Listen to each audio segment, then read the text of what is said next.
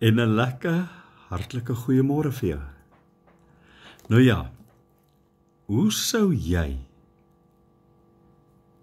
jou geliefde vanmôre wakker gemaak het?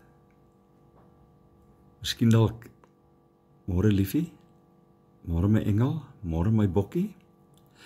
Watter troetelnaam jy ook al het jy lekker geslaap? Dan moet ek seker vir jou hierdie vraag vra, nee. Wat is die laaste ding wat jy gisterand aan gedink het voor jy gaan slaap het? Want dit is tog die gedagte wat jy of vir die slaap uitgehou het, of veroorsaak het dat jy baie lekker geslaap het. Ek weet een ding verseker, en dit is dat God het ons vanmôre opgewek uit genade. Is ek en jy hier vir nog 'n dag.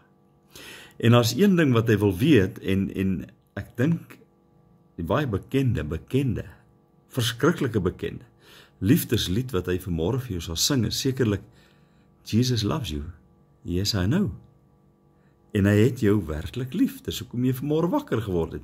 En die tweede ding is natuurlik, as julle saam om die ontbyttafel sit en jy en Jesus gesels, of jy en Vader gesels, dan is dit hierdie gedagte dat Vader wil hê jy moet vanmôre weet, daar's niks wat vandag gaan gebeur, wat jy en hy nie saam kan hanteer nie. Daar's niks wat jy vandag gaan doen, wat gaan maak dat hy jou minder gaan lief hê nie.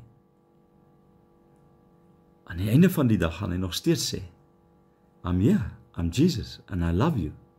Yes, I know, for the Bible tells me so. So ek wil vandag vir jou sê, gaan vat 'n baie lekker dag uit die Vader se genadehand met die gedagte, daar's niks wat jou kan skei vandag van die liefde van God nie. Here, baie dankie vir u liefde en u genade. Dankie dat u ons vanmôre opgewek het met die gedagte, u is ontsettend lief vir ons. Dankie dat ons u ook kan lief hê. Amen. En 'n baie lekker dag vir jou. Bye bye.